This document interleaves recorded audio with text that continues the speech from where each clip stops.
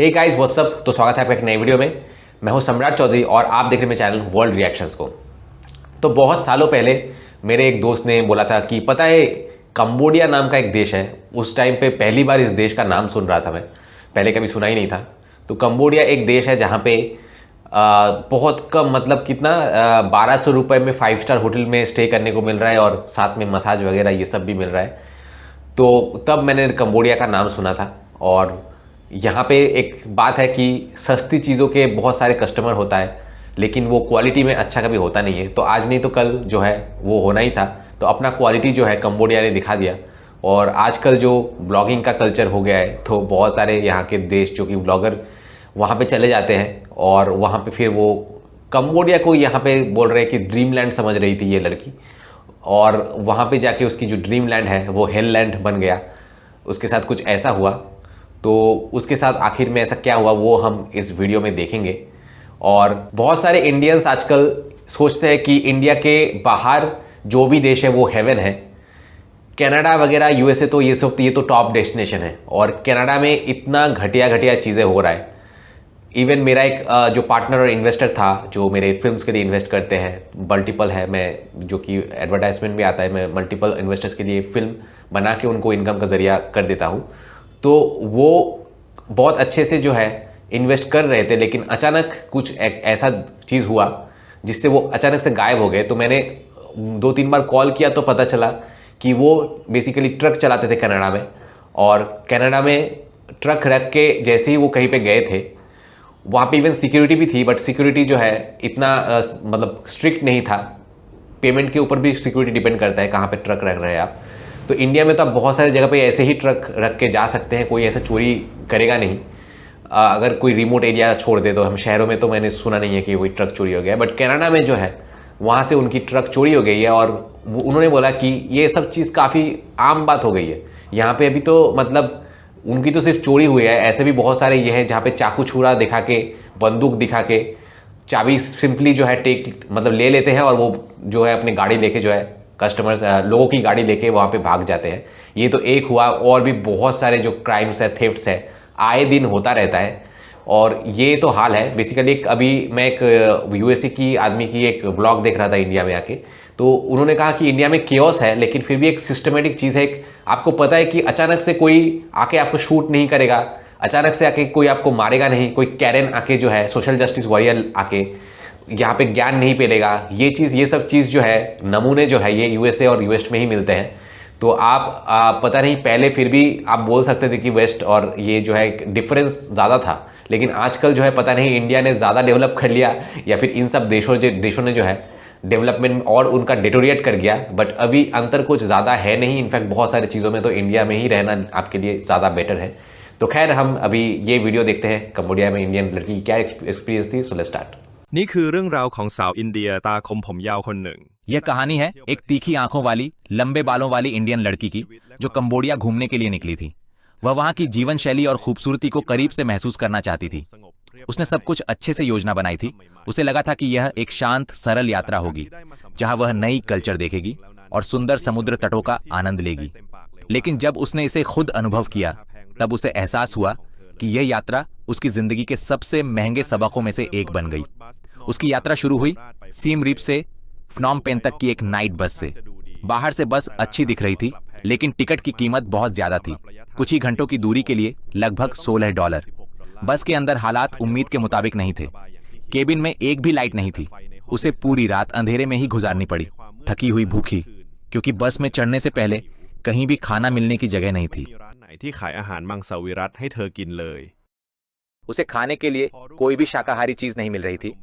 सुबह होते होते वह आखिरकार फ्नॉम पेन पहुंच गई और जल्दी से पास के एक शॉपिंग मॉल में कुछ खाने की तलाश में गई। लेकिन वहां शायद ही कुछ सच में शाकाहारी था। ज्यादातर स्नैक्स में मांस या अंडे के तत्व थे। आखिर में उसे मजबूर होकर इंस्टेंट नूडल्स लेने पड़े, जो उसे सबसे सुरक्षित विकल्प लगे। वह मन मारकर उन्हें खा गई, क्योंकि भूख इतनी ज्यादा थी कि अब और सोचने की ताकत नहीं बची थी। फ्नॉम पेन का माहौल भी वैसा दोस्ताना नहीं था जैसा उसने सोचा था। जैसा प्रचार में दिखाया गया था, असलियत वैसी नहीं थी। बहुत कम लोग अंग्रेजी बोलते थे, इसीलिए रास्ता पूछना या टिकट खरीदना बेहद मुश्किल था। धीरे धीरे उसे महसूस हुआ कि यह देश अकेले घूमने वाले यात्रियों के लिए शायद ठीक जगह नहीं है। उसका अगला पड़ाव था सिहानुकविल, एक पोर्ट सिटी जहां से उसे कोह रोंग द्वीप तक नाव पकड़नी थी।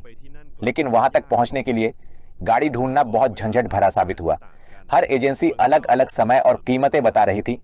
कोई कहता था $13, कोई कहता था $8 और कुछ तो ये भी कहते थे कि दूसरी बस से जाना होगा।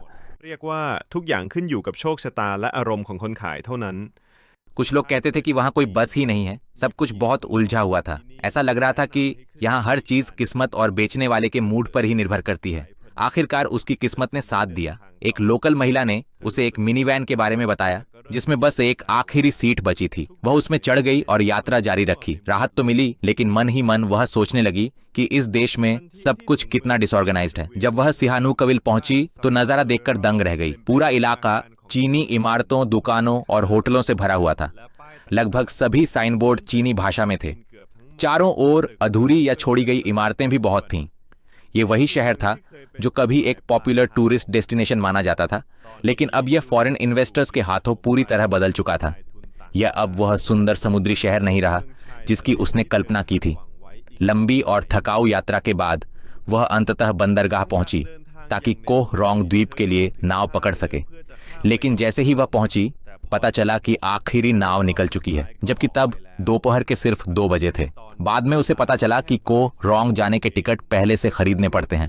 ว่าค่าตั๋วไปเกาะรงต้องซื้อตั๋วเรือไปกลับเพิ่มอีก$23 कोह रोंग जाने आने की नाव का किराया ही $23 था और इसमें ठहरने का खर्च शामिल नहीं था, जो लगभग $6 प्रतिदिन था। कुल मिलाकर उसने उतना ही खर्च कर दिया जितना पूरे देश में सफर करने में लगता। जब उसने सब कुछ जोड़कर देखा तो उसे लगा कि यह बिल्कुल भी फायदेमंद नहीं था। उसने पैसे भी गंवाए, समय भी, और बदले में कुछ भी हासिल नहीं हुआ। कंबोडिया की यह यात्रा उसके लिए थकान और निराशा से भरा अनुभव बन गई। यहाँ की ट्रांसपोर्टेशन सिस्टम बेहद उलझी हुई थी। शाकाहारी लोगों के लिए खाना ढूंढना मुश्किल था और पर्यटन शहर भी उतने दोस्ताना नहीं लगे जितना प्रचार में दिखाया गया था। इन सब के बाद उसने बस एक ही बात कही, अब बहुत हुआ, मैं यहाँ से तंग आ गई हूँ।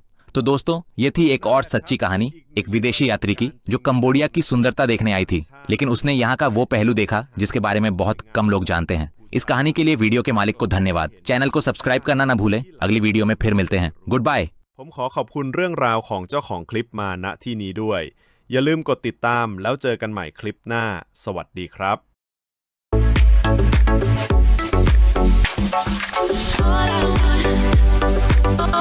सबसे पहले रोज ने लिखा है कि यह एक आशीर्वाद है कि वो बच गई। उसके बाद लादेखिप ने लिखा है कि अपने देश वापस आना सौभाग्य की बात है। उसके बाद न्यू पर्सन ने लिखा है कि लकीली मैं कंबोडिया से बचकर निकल आया। उसके बाद इरिनथिन पुखाओ ने लिखा है कि it is nice to visit the country with the 5th friendliest people in the world. उसके बाद फीवॉट चिट डी ने लिखा है कि बहन, तुम खबरें और सोशल मीडिया क्यों नहीं देखती हो? अभी कंबोडिया भरोसेमंद नहीं है। एक कोरियाई पुरुष छात्र की हत्या की खबर आई है। तुम थाईलैंड घूमने आ सकती हो। बहुत से थाई यूट्यूबर, थाई व्लॉगर और थाई बैकपैकर भी भारत की यात्रा कर रहे हैं। उसके बाद प्रेडेटक्स ने लिखा है कि यह बहुत अच्छा है। मीडिया पर भरोसा मत करो, खुद आकर एक्सपीरियंस करो, सी फॉर योरसेल्फ, ग्रेट। उसके बाद मिस्टर बीम ने लिखा है कि अगर मैंने पहले से इस बारे में रिसर्च किया होता तो मैं निश्चित रूप से यहाँ नहीं आता, लेकिन अगर मैं भारत गया होता तो वो अलग तरह की थकान होती। मुझे उन लोगों को ना कहना पड़ता जो पैसे मांगते हैं, LOL। उसके बाद नारोन कासेम ने लिखा है कि ये वेजिटेरियंस के लिए सूटेबल नहीं है। अगर खाना मिले तो खा लो, ज्यादा नखरे मत करो। उसके बाद वोचाराथेप ने लिखा है कि सिटी ऑफ डिसेप्शन, समझे?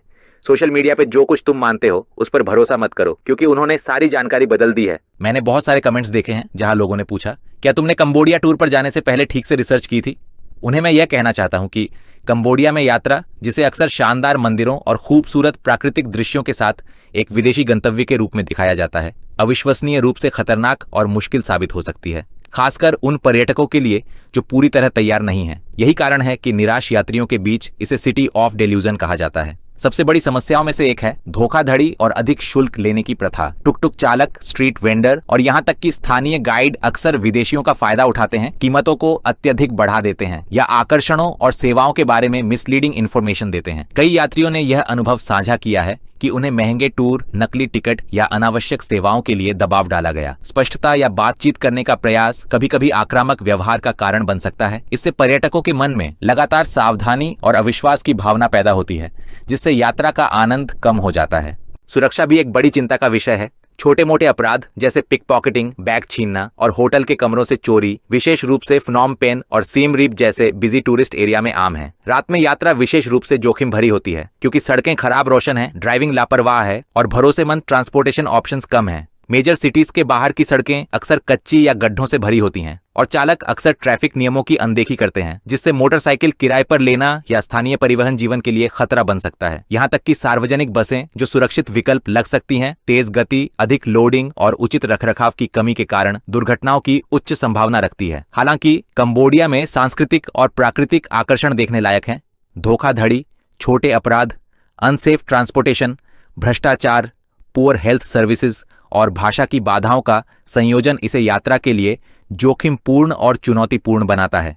उसके बाद KSBK के SLPI ने लिखा है कि अकेले गया था और यह एक आशीर्वाद है कि जिंदा वापस आ गया। उसके बाद अन्नो गाय ने लिखा है कि भारत में देखने के लिए कई स्टोन कासल्स हैं। दक्षिण भारत, खासकर तमिलनाडु के आसपास ऐसे कासल्स कंबोडिया के पूरे देश से भी ज्यादा हैं। चोरों के इस देश की यात्रा करने लायक नहीं है। उसके बाद KGTW2548 ने लिखा है कि वेजिटेरियनिज्म होना कोई हैरानी की बात नहीं है क्योंकि ज्यादातर लोग इसे इतना कड़ाई से नहीं मानते। खासकर बैकपैकिंग में अलग अलग संस्कृतियों के लिए तैयारी करने के लिए बहुत रिसर्च की जरूरत होती है। मूल क्लिप 3 से 4 साल पुराना है, लेकिन अगर आप कंबोडिया में गलत समय पर गलत जगह पर हो तो यह अभी भी खतरनाक है। उसके बाद AA8855 ने लिखा है कि it is a scary country. उसके बाद फाथाना दुआंखाई ने लिखा है कि travelling in this country will awaken all 5 senses. You are so lucky to have survived. उसके बाद स्वीट पुडेंडा ने लिखा है कि कभी कभी मैं सोचता हूँ कि लोग खुद को ऐसे जगहों पर क्यों ले जाते हैं जो मुश्किल और खतरनाक हैं। उसके बाद शुगर चैनल ने लिखा है कि यह बहुत खतरनाक है, जाने से पहले रिसर्च जरूर करें अगर आप सुरक्षित रूप से भारत वापस पहुंच गए। उसके बाद पेन पायत्राप सुवान ने लिखा है कि जब से मैंने कंबोडिया जाने के बारे में सोचा है मैं अनलकी रहा हूँ। उसके बाद माई फादर ने लिखा है कि तुम लकी हो कि तुम्हें फिरौती के लिए नहीं किडनैप्ड किया गया। उसके बाद प्रयोंग हत्ता सोताना ने लिखा है कि नियमों के बिना देश की यात्रा करने लायक नहीं है। उसके बाद मानिट ने लिखा है कि थाईलैंड दक्षिण पूर्व एशिया का सबसे बेहतरीन देश है। उसके बाद टॉम सितिचम ने लिखा है कि एंकोर वाट देखने का खर्च 1500 बाट प्रतिदिन है। That's crazy. उसके बाद प्रापसा कुलपोंग पायरोज ने लिखा है कि फॉर्चुनेटली मैं सुरक्षित घर लौट सका। खबरों के अनुसार कई लोग लौट पाने में असफल रहे। उसके बाद सोमसाक ने लिखा है कि कैम्बोडियन इतने अनपेट्रियोटिक क्यों हैं? वे हुन सेन के खिलाफ प्रदर्शन कर रहे हैं, वे बहुत कायर हैं, पूरा देश भूख से मर जाएगा, वे कुछ भी करने की हिम्मत नहीं करते, वे थाईलैंड के साथ अच्छे हैं। उसके बाद बबल ब्लूम ने लिखा है कि मैं लकी था कि मुझे पकड़े जाने और यातना सहने के बिना भारत लौटने का मौका मिला। उसके बाद चोचोचो ने लिखा है कि सौभाग्य से मैं मरा नहीं, डोंट ट्राई इट। कंबोडिया में साबित करने लायक कुछ भी नहीं है, अपनी जिंदगी बर्बाद न करना ही बेहतर है। उसके बाद थानिया 654 ने लिखा है कि क्या तुम जिस देश में जाने की प्लान बना रहे हो उसके बारे में पहले से रिसर्च नहीं करते? कंबोडियाई तुम्हें किडनैप करके फिरौती मांग लेंगे। उसके बाद मानोट ने लिखा है कि she is very lucky to have survived. उसके बाद सुवाट ने लिखा है कि प्रोफेशनल टूरिस्ट्स को कहीं भी जाने से पहले डेस्टिनेशन का पूरी तरह से रिसर्च करना चाहिए और वहां पर्याप्त समय बिताना चाहिए। उसके बाद वीवोनो ने लिखा है कि क्या इस देश में हो रही घटनाओं के बारे में खबरें न पढ़ना उचित है? पर्यटकों को उन विभिन्न वीडियो और क्लिप्स के बारे में पता होना चाहिए। उसके बाद नामफा थराथिप ने लिखा है कि मैं इस मामले में कंबोडिया का पक्ष नहीं ले रहा, लेकिन अगर ये स्लीपर बस है तो कीमत वैसे भी सामान्य से ज्यादा होगी। आपने पहले उस देश के खाने के बारे में रिसर्च नहीं की कि वह कैसा है?